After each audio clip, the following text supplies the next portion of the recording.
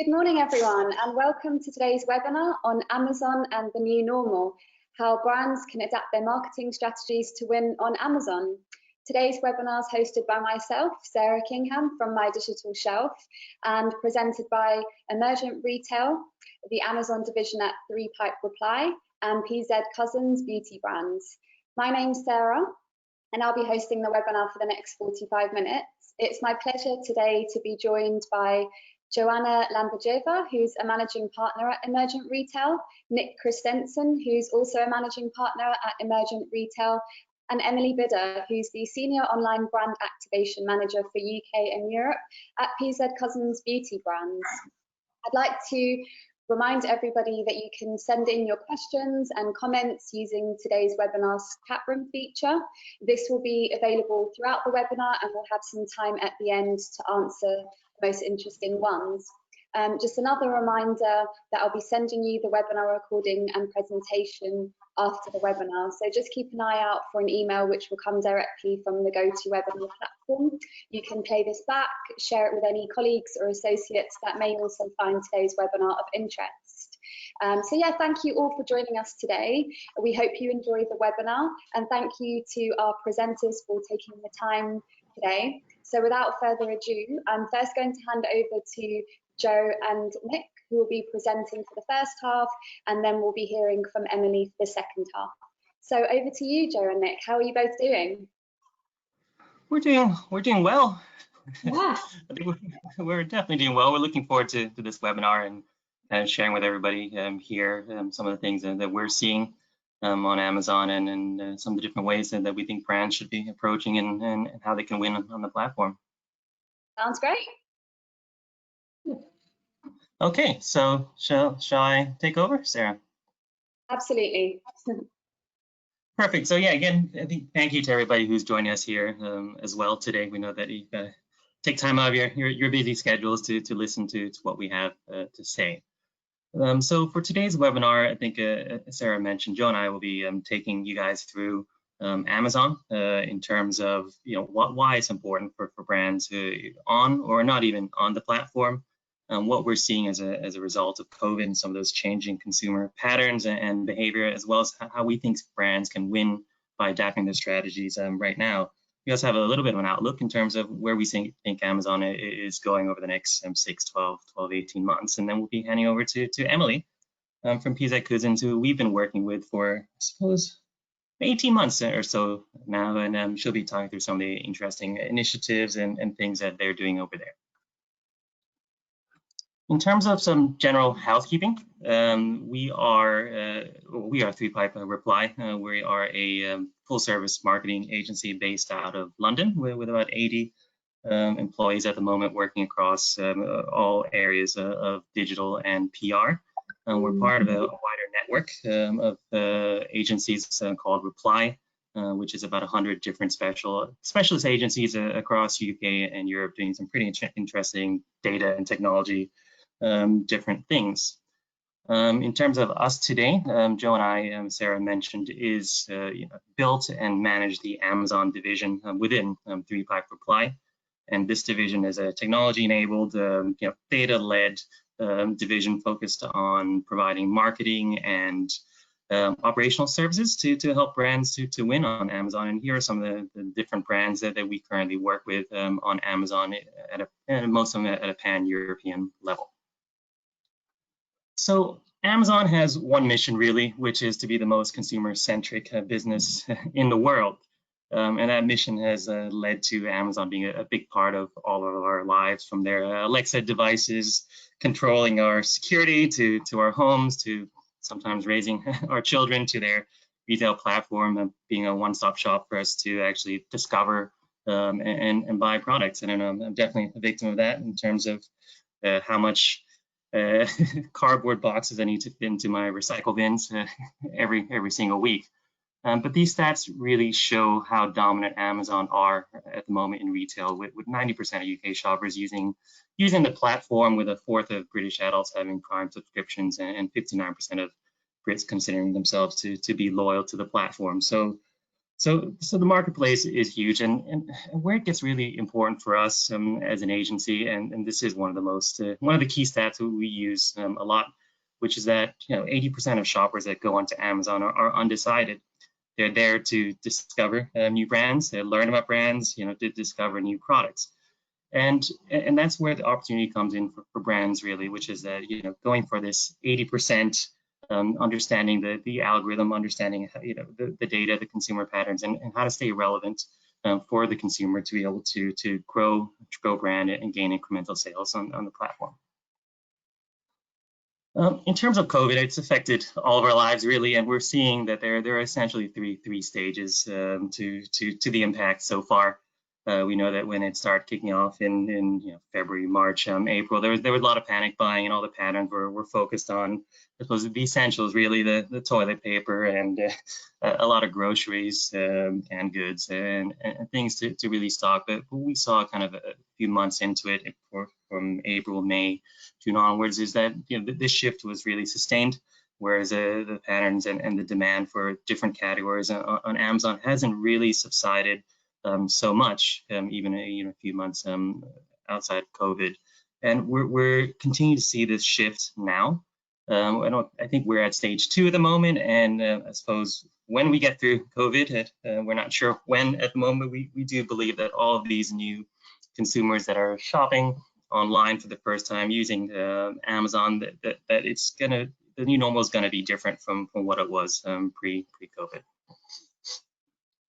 So we've built our own trends analyzer at Emergent, which takes something like the top 250,000 different search terms that Amazon share with us in their retail analytics. And we analyze all these different terms and we index them against each other to work out what is actually happening on a weekly, monthly, quarterly basis. Where are the trends? And what are people going onto the platform to purchase, and why this is really important for us is that we can actually get down into all of these different categories to work out what are the different brands doing, what are the key promotions within these categories, and what are the trends, what are the things that people want right now so that brands can stay relevant. Sorry, my mistake. So I guess, as to be expected, we're seeing that the coronavirus essentials, the face masks, and we've even put some of the sanitizer products in there, and the medicines have been at the forefront of why people are going onto Amazon since COVID. But what we're also seeing is there's a lot of growth in certain other categories, from groceries, personal care, working out at home, toys and games, and entertainment, and beauty as well. A lot of it above for the video conferencing. And then we're seeing a few of the categories have actually declined versus last year in terms of fashion and accessories and some of the gifts and some of the consumer electronics products that people take with them as they journey to and from work. But I said, it's really interesting. We're seeing that these shifts are pretty sustained when we analyze it on a monthly basis.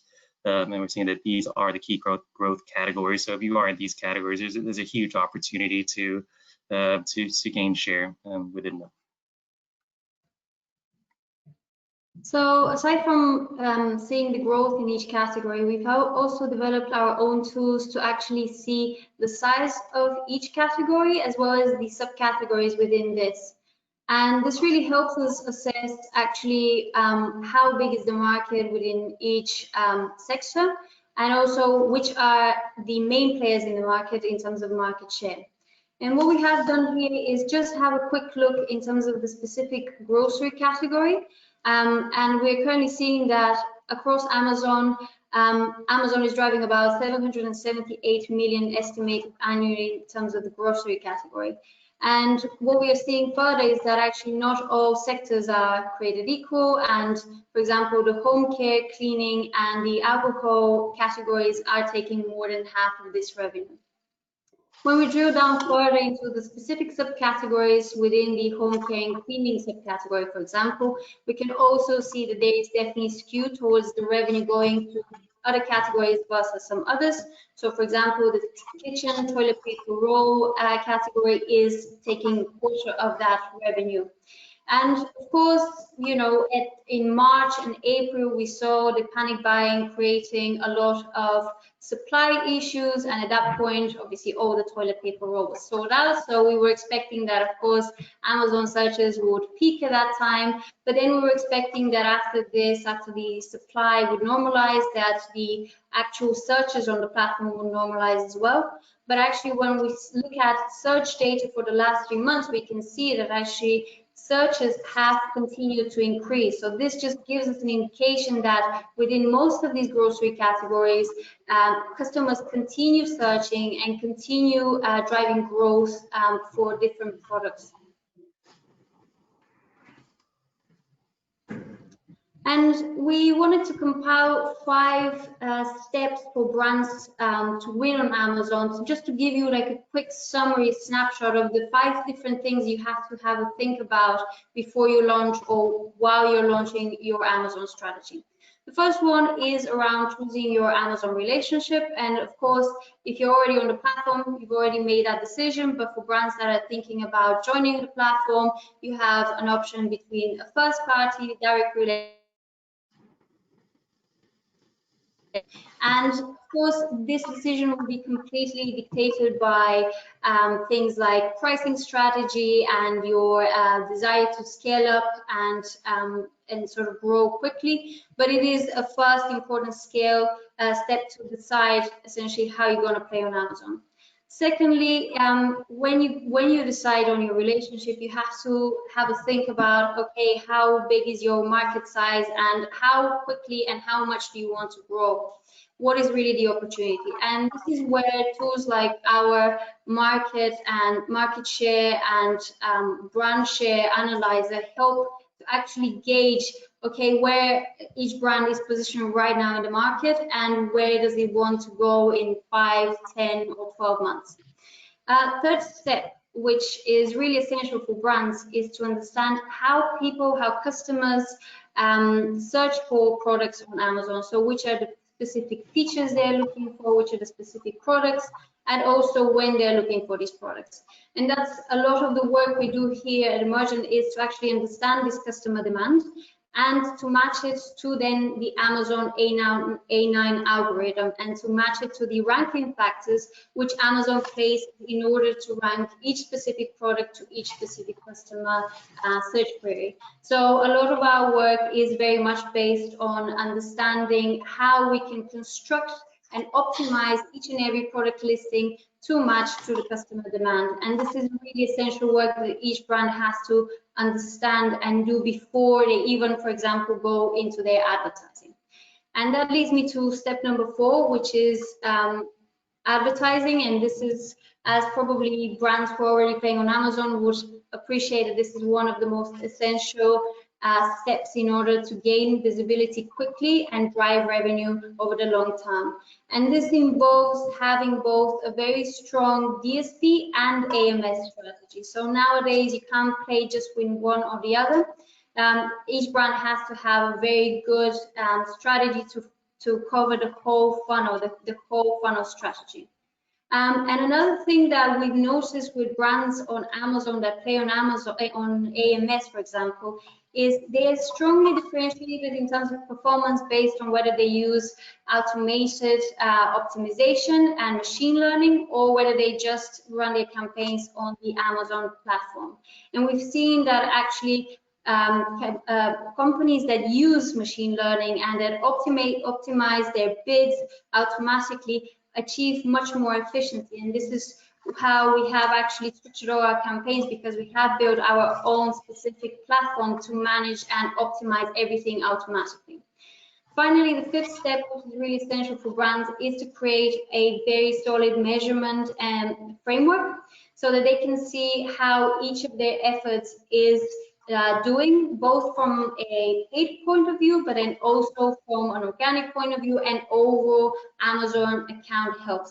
So this is where you would really benefit from really understanding the, for example, the ARA metrics. So this is the Amazon reporting dashboard, and also creating a very solid KPI metric in order to understand how you're doing and whether you are indeed doing the right optimization and the right decisions.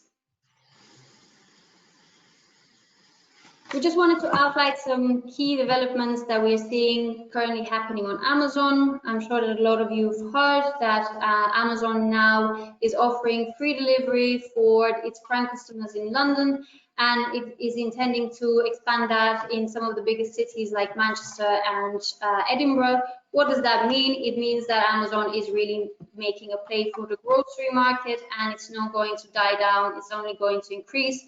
And considering how many Prime customers Amazon has and how loyal they are, the actual demand for groceries on Amazon is only going to increase.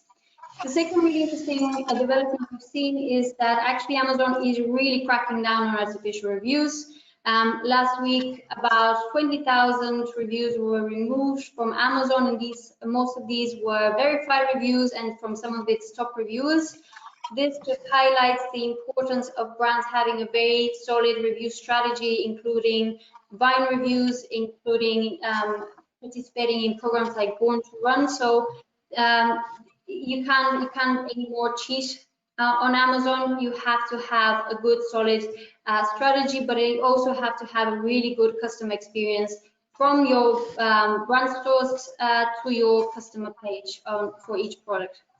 Third is brand building, and Amazon again has really focused on promoting its brand experience, so how customers feel and how customers discover brands on Amazon. And what we have seen actually is that, you know, up to several months ago, everybody was like, okay, so how do we find a brand store?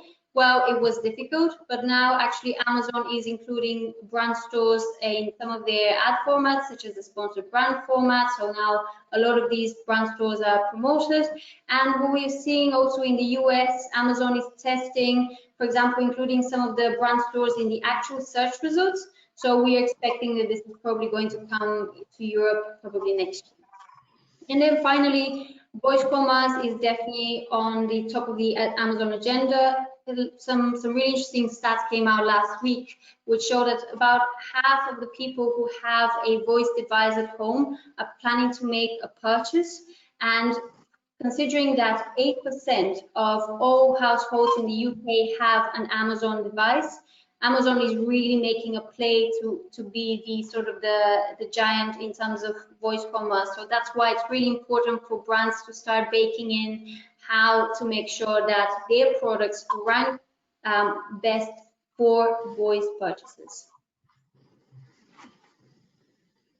And then finally, if you have enjoyed or if you're interested in some more information of the 5 steps or specific stats and forecasts in terms of the grocery category on Amazon, we have created a little white paper. It is not a book. This looks like a book, but it is a booklet.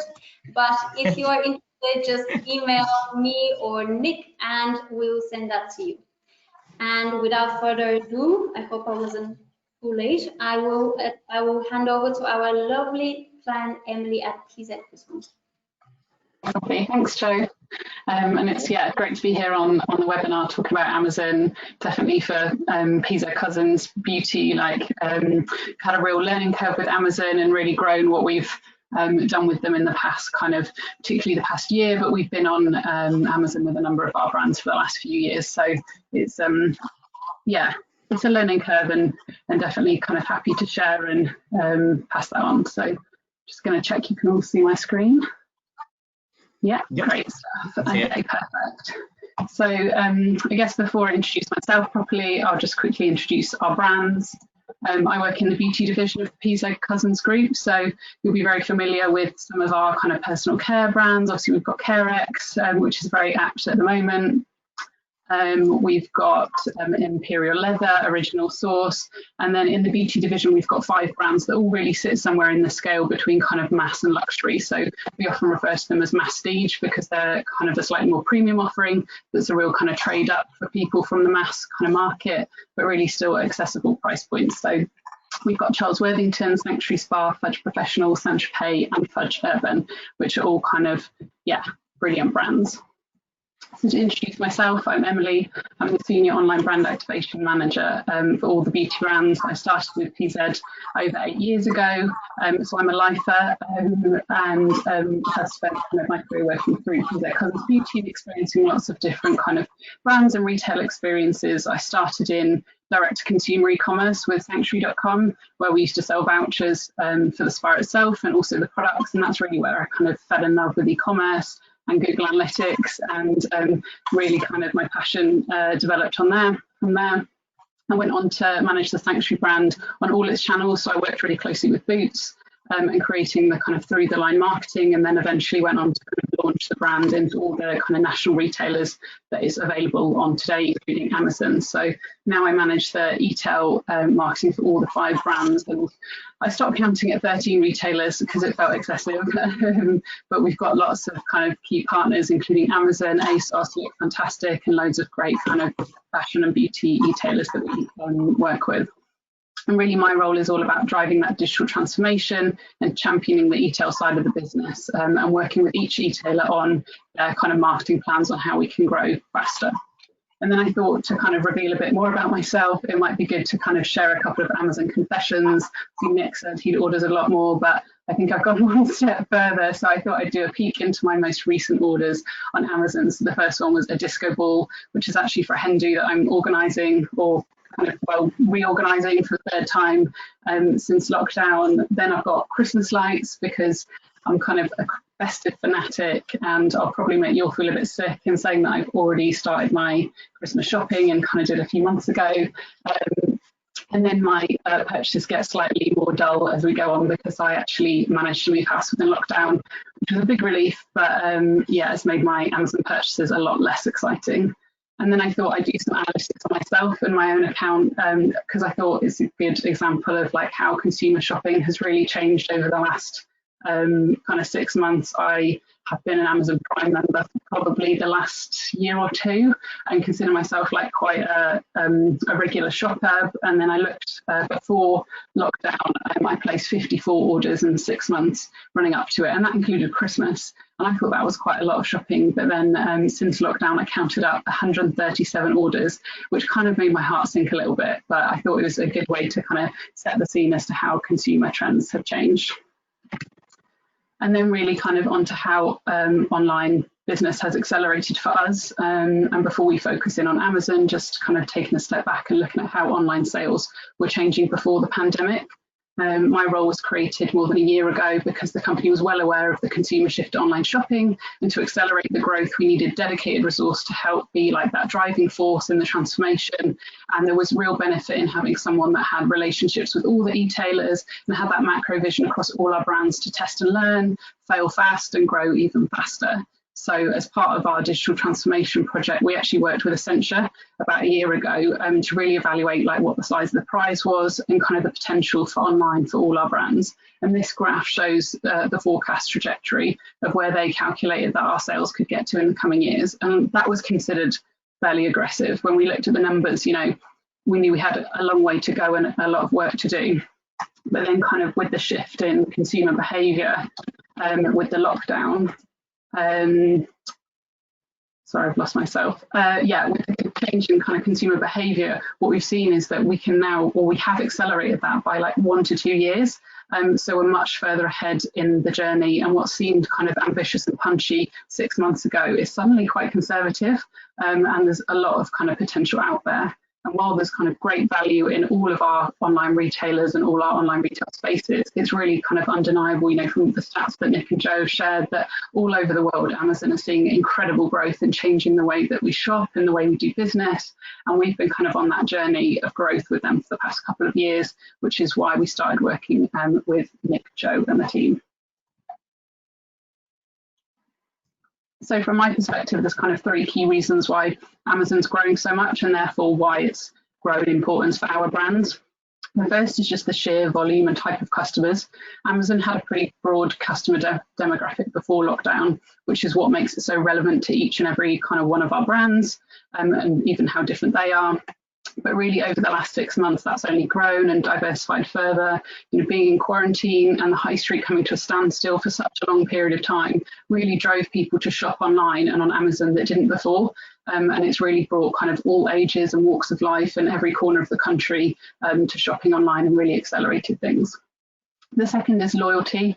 I confess the amount of orders I've placed recently on Amazon, and I hope I'm definitely not alone, and the stats show that I'm not alone. You know, the prolonged period of lockdown really changed our shopping habits. And so we're about to do our very first kind of advertising creative that's completely focused just on driving subscribe and save signups for Sanctuary. So it's a real kind of move forward for us. And the third one is scalability.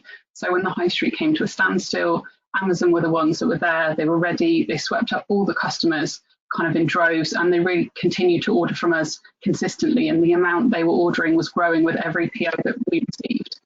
Yeah, they had to make some adjustments and they had to pause some areas of their functionality for a short while, but compared to other retailers in the market in general, they can scale and adapt with their kind of customer demand like no other business, which is, yeah, critical, particularly with the unexpected demand we've seen.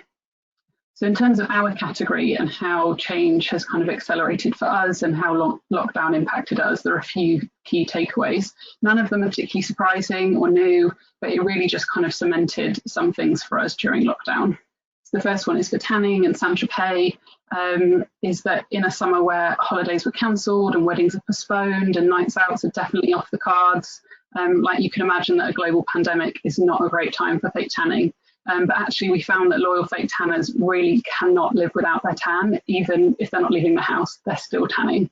And we also found that being locked in your house for 23 hours a day makes an ideal time for testing out a new look, knowing that you don't have to face your friends or your colleagues the next day if you know, anything kind of goes wrong because you're a rookie or it's not quite what you're after. You can experiment and find new products and change your routine. And the next is that kind of Sanctuary went from strength to strength online really this summer. You know, being an established at-home pampering brand, it's got a lot of heart. It has a real focus on community, which was a really great foundation for the brand in lockdown and the conversations that were happening. So taking all the learnings we built up since we launched Sanctuary onto Amazon in 2018, combined with a really timely launch of our wellness MPD, which includes things like a pillow mist, a CBD oil, and a body balm. And we did a really fast hand sanitizer spray innovation, which is a kind of 2-in-1 hand sanitizer and moisturizer. And all that kind of came together to be a really good recipe for success. And then in terms of professional hair care, at the start of this year, Fudge Professional had its very first launch campaign, which spoke directly to the end consumer. We've got the kind of salon heritage and credibility of the brand, which will always be such an important pillar of the brand. And Fudge has this kind of cult following built from hairdressers' recommendations to their clients. But with salons shut for months on end, it really kind of reiterated to us why we need to layer on that marketing to the end consumer, even for a professional brand. And so what we've done is really we've doubled down on focusing on driving our brand awareness and using the digital shelf to showcase our products and guide customers to the right choice for them and continue to inspire them to experiment with their hair. And then one of the biggest takeaways for me really was how important it is to future-proof. We knew people were shifting to shopping online, so we were preparing, but we thought we had time, and I think we probably all felt like that. We're now working on how we extract every single bit of data and insight we can from our Amazon analytics so that we can be even better prepared, really understanding our customers, what they're doing now, so we can better predict what they'll do next or how they'll react in different market situations.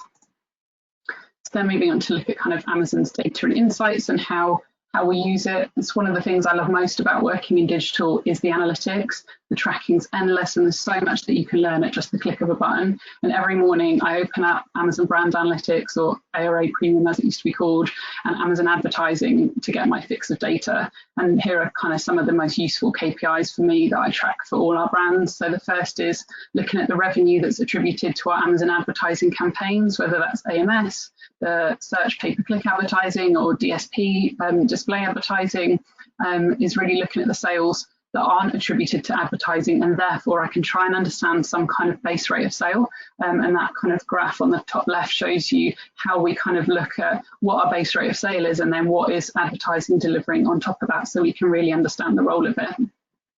The next thing is finding out is what else is in my shopper's basket. The Amazon shopper for our brands is so different to the shopper on other retailers. It's kind of unbelievable. It's a real eye-opener looking at the data within the platform, and it's super interesting reading and really useful for the business.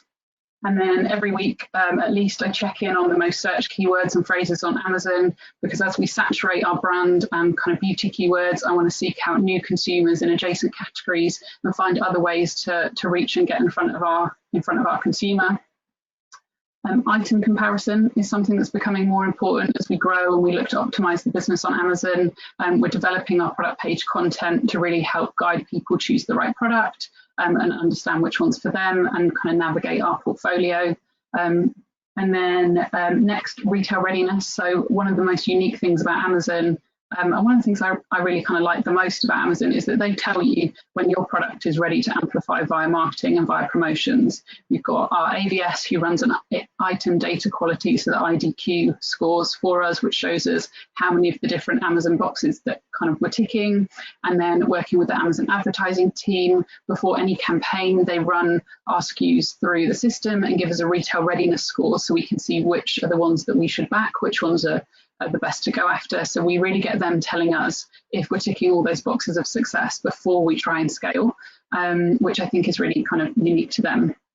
And then finally, an insight that anyone can see whether you're selling on Amazon or not, or if you have brand analytics or not, is the category bestseller ranks on site, which show me kind of who our competition is, and also looking within each category at the most wished for and most gifted lists gives me kind of like an indicator of brand health.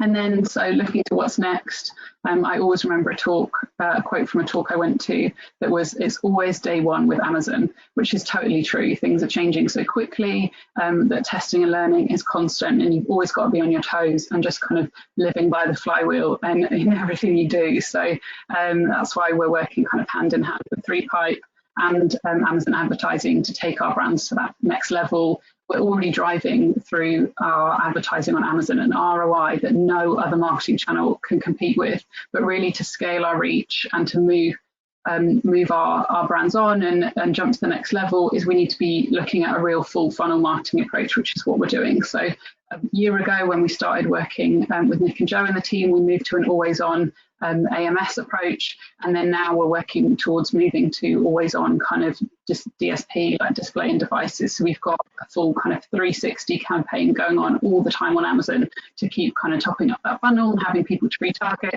and really kind of driving our business forward. And then kind of upcoming for Q4 for us, we've got tests for Fire Tablet and Fire TV, which will be the first time we're doing that ad format. We're also trialing the new sponsored brand video ad format, working with the team on kind of what products to do it for and what that video looks like and how best to optimize it for Amazon, because that's one of the things we've learned is we really need to focus on Amazon and what works within that platform, because what works on Facebook and what works with another retailer isn't necessarily going to work in the same way. So it's just making everything completely bespoke. And then most exciting of all for me, really, something I've been working towards for a while is we're working with Amazon advertising and IRI on a study to show or to look at how our offline sales are impacted by Amazon advertising, so we can really try and understand that kind of omni-channel customer journey better, and really show that to the business that actually investing in Amazon as a media buyer is not, it is going to drive your sales on Amazon, but that's not the end of it, that it will actually, you know, Amazon is such a kind of force to be reckoned with and has so many customers and so much reach and so much targeting that is going to then influence your sales in stores and on other retailers. And that's it from me. So thank you very much for listening. I will hand back over to Sarah for the Q&A. Great, thank you so much. Thanks to all of you, some really good insights there. And we've had a load of questions coming through, so I've just been trying to filter through them and see what the most common questions are. Just to set the scene then, one of the questions that came up a few times is looking into the data and the insights that you can acquire or get from Amazon. So the question is the Amazon data and insights something which you buy into separately through Amazon if you work with them, or how does that work? Maybe Emily, it would be great to hear your thoughts, and then Joe and Nick, if you have some insights too. Yeah, so for us, it's all built into our kind of JBP and our contract and ways of working with Amazon. You know, there's lots of fundamental elements, things like the brand analytics. If you're the brand owner, you can have access to all those different data points, your EPOS sales, but as well consumer behaviour KPIs like the item comparison, your basket analysis, things like that. And then also things like Vine reviews and our A+ content, anything like that is we build in upfront into the agreement with Amazon and into the JBP. So then it's just a fundamental part, because we can't do business without those things. Yeah, that's how we work. Joe, or you want me to go? Am I muted? No, there I am. Yeah, so yeah, as Emily said, I think you will have some level of base level reporting within Amazon, whether you're a seller or a vendor. I think the platforms are a little bit different in terms of the top line stats. You will get some of that. There's a lot of third-party software as well out there that kind of gives you a little top up on the data that you can't get out of the platform. Okay, great. Thanks for that. And a lot of questions around this topic as well of marketplace sellers. So when it comes to looking at marketplace sellers versus just selling directly through Amazon, what would you recommend? Sort of what are the different channels? Are there any that you prefer over the others, or what are your thoughts on that?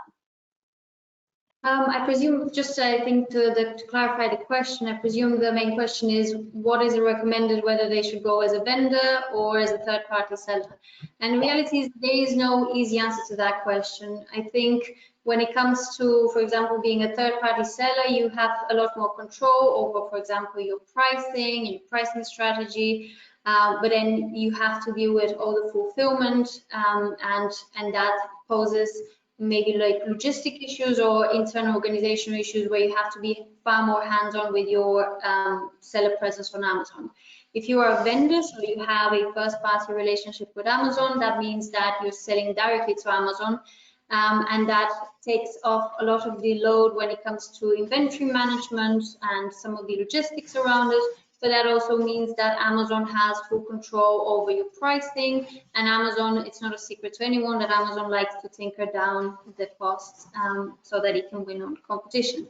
So it really is then a question between scaling efficiently and whether you want to have more control over pricing. So normally, most big brands that have long-term goals on Amazon become a vendor, just because they also get that extra level of support directly from Amazon that you can't get for being a seller.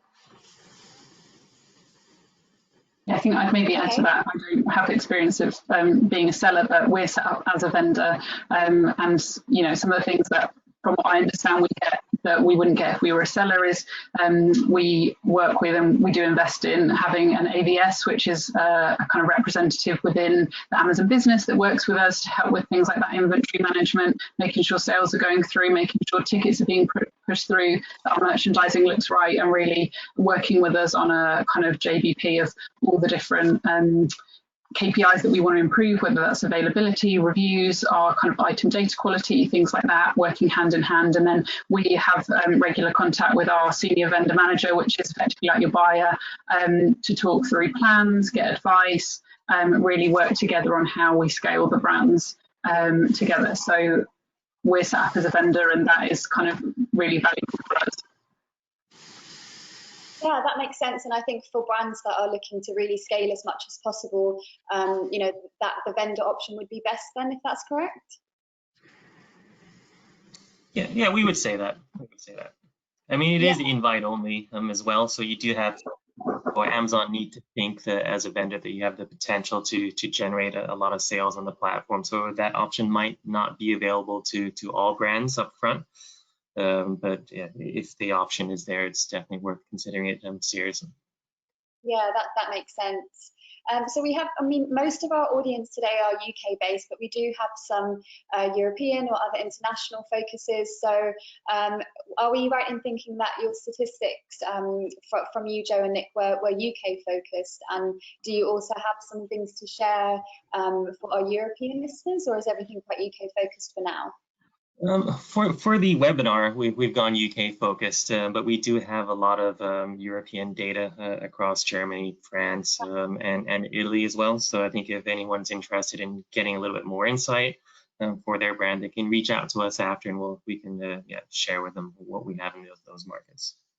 Yeah, no, that sounds great. Yeah, we can see your contact details there. So anyone that are in Europe and would like to get some insights into how brands are performing, you know, in the UK and Europe, let us know. And then Emily, I think you've got that unique perspective as well, that part of your role is European focused. So are there any differences perhaps that you'd seen that you could share on how your brands are performing on Amazon UK versus maybe some of the other major markets in Europe? Yeah, so we're definitely much further ahead in the UK. We've got that kind of direct relationship, and we go and see kind of the Amazon, you know, our vendor managers and work with them closely. We're really working kind of on a project as to how we scale within Europe and what the best way for that is. Kind of obviously all the, with Brexit and everything, all the like guidelines and what you have to work to is changing all the time. So I think it's taking longer than like we'd anticipated. But we work generally in Europe through a distribution model. So working with our distributors and how they maximise on all their online retail channels. But we are looking at kind of how, from a top level, how do we manage Amazon and how do we maximise it in every different country? Because we see that, yeah, UK has great potential, but Amazon is so big worldwide. We work with Amazon in the US for Saint-Tropez, and they're the kind of #1 premium tanning brand in America. So they've seen great success and are kind of working in a similar way to us and growing on Amazon that way. But kind of how we look at it from a global level and kind of pan-EU is, yeah, very much work in progress. It's not simple. I can imagine, yeah, it's all work in progress, as you mentioned, which leads me on to the next question actually for all of you. What would be like your main tips on things to avoid or pitfalls to avoid that you may have experienced, Emily or Nick and Joe, that some of your clients are coming to you and saying, you know, I wish I knew that beforehand? What would be the kind of pitfalls to avoid that you'd recommend? There's a lot. Should I start? Then we'll just go around the room. Look, I think there's definitely a few pitfalls that you have to be aware of on Amazon. You know, with a lot of our clients, I think probably one of the biggest things is with resellers of brands that we see, and trying to win the buy box against different products when you also are reselling your products to third-party sellers. I think with that, it's really important to have brand registry with your brand and just have a little bit more control of who you actually sell your products to, because that can actually have an impact if you do list products, but a high proportion of that is actually not going to you, but your resellers. It makes it a little bit more challenging, really. But I think probably the other big pitfall is kind of going to Amazon without understanding the market first. So that's why it's so important that we think to assess the market, to understand across the categories what's the average price points that people are purchasing products. What are the top sellers? What type of promotions are actually being run, within those categories, so that you have a game plan to make sure that your brands or your products are growing within those categories based on what consumers are actually buying at any given time. Yeah, I think from my side, I think it's the biggest pitfall for a lot of brands is incorrect expectations. I think there is two sides to that. The first one is around expectations that, oh, I shouldn't really consider Amazon because it's right now too small, and really I have other retailers that are doing much better. I think that is a very short-term point of view, because the reality is that we've seen Amazon grow so quickly, and whether you like it or not, Amazon is going to have to become part of your marketing mix strategy. So that's sort of the first area. The second one is around having your more realistic expectations when new brands launch on Amazon or new products. because I think a lot of brands think that they're going to launch their products from day one and they're gonna start selling right away. But unfortunately, with Amazon, it is a long-term plan in order to grow your presence. This includes growing your sales velocity, getting reviews, which, as we discussed, is not so easy, being visible through organic ranking, and having a fairly efficient Amazon advertising strategy, and that takes time. So for new brands, I would say do not expect that as soon as you hit Amazon, you're going to have a spanking ACoS, because that's just not going to happen. But you have to be patient because it's a long-term game, and over time you're going to win. Yeah, I totally agree with that, and I could spend the next hour talking about all the things I've learned on Amazon, even just in the last year. So my details are on there. So please, if you've got any particular questions or want to know anything, then like get in touch, because yeah, it's a whole new world. To try and like sum up a few things is like you really have to live, or you live or die by the flywheel. So you know, when you first started working with Amazon and you go to presentations and hear about it and you see the drawing from the napkin, like this is what we're doing, is that actually that is what the algorithm is based on. And if you're not ticking all the boxes on that flywheel, then you will never see success. You have to play the game and play the system to be able to grow, and then completely adapt what you're doing in a store or on another online retailer to suit Amazon, and understand kind of all the things you need to kind of tick off. And lots of things like, you know, having lots of images, having optimized titles, having your A+ content, they all have consumer benefits. But actually one of the most surprising things for me was learning the algorithmic benefits of it. Is if you have A+, if you have a certain number of images, if you have fine reviews, then they are all ticks in the box, and that then pushes you up the page. So while on most retailers, those are things to do because it helps your consumer, on Amazon, it helps the consumer and it helps the flywheel and the algorithm. So it's even more important, you know, if you're going to have images, you know, I think you have like 10 images, is even if they're not perfect ones you love, have them there, because it will, you know, have a benefit on the algorithm, and then optimize them and make them look better over time. And then probably one of the other main things is, like Joe said, is it's not a quick fix. You can't succeed overnight with a product, is that you need to start earlier. And the thing is not to say, okay, well, we're not going to be successful on Amazon straight away, so I'm not going to launch my product on day one on there. I'm going to launch in store and then I'll come back in 3 months' time and I'll launch it on Amazon. Is like, no, you should launch on Amazon 3 months or 2 months or at least a month before you're going to launch in store, so that then you have time to like build up that kind of page value. The product your ASIN has builds up all that experience. The Amazon algorithm learns that people are looking at it, it's a potentially successful product, and then by the time you get to your launch or even your marketing campaign, is then it's already in a good place and you've ramped up sales and the flywheel is moving. Whereas you can't kind of turn it on today, turn my TV ad on tomorrow, and then it will start to fly. You need to kind of do a lot of back work, and that's something that I've kind of learned, and try and change process to make sure, you know, our reviews, we do them 6 to 8 weeks before launching the product, even before it's available for people to buy, is just starting early. And the final thing, I will wrap up, but the final thing is try and, I know it's impossible, but never go out of stock. That is one of the most difficult things we found, is if you go out of stock on Amazon, you lose all the value in your product, in your page, all the great things that Amazon sees about it. If you go out of stock overnight, Amazon goes, this is an unreliable product, this is an unreliable brand, and it takes you so long to build that back up. So that's one of the main things we've changed in our businesses. Really, even when generally in terms of stock management, you look at based on your customers and how big they are right now, whereas on Amazon you really need to focus on keeping them in stock and working on that forecast planning and inventory, because you will never grow if you don't allocate the stock and you don't keep your product alive. So yeah, those are probably my top 3 things, but I have a million, so any questions then just ping me in.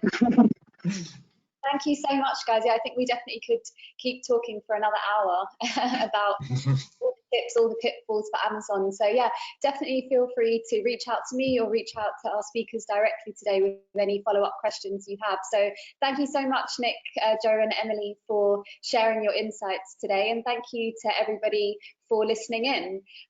We hope you all enjoyed today's webinar, and we will also be hosting the Online and Digital Grocery Summit on the 22nd of October that 3Pipe and Emergent is one of our key sponsors at. So don't miss the opportunity to pose them some more questions, meet them at their virtual booth, and we'll also be having some interesting roundtable discussions led by them as well. Yeah, so email me if you'd like to join the event as well, and keep an eye out for any more upcoming webinars from us as well. So thank you again, Nick, Joe and Emily. Thank you for having us. Yeah, thanks for having me. Thanks a lot. Take care. Goodbye, everyone. Bye, everyone. Bye.